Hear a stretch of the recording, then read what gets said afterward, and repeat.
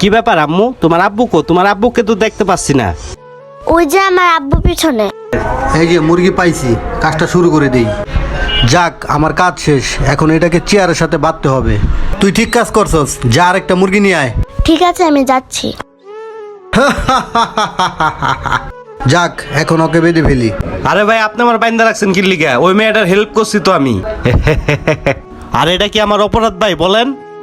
আরে তোর তো কোনো অপরাধ নাই, তোকে ভাসানোর জন্য এই মেয়েটা আমাকে হেল্প করছে।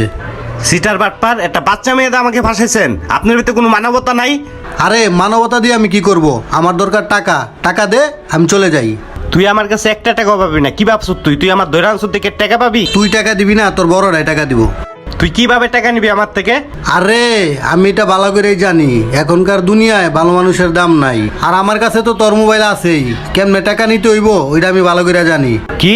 তুই মোবাইলেতে টাকা বের করবি?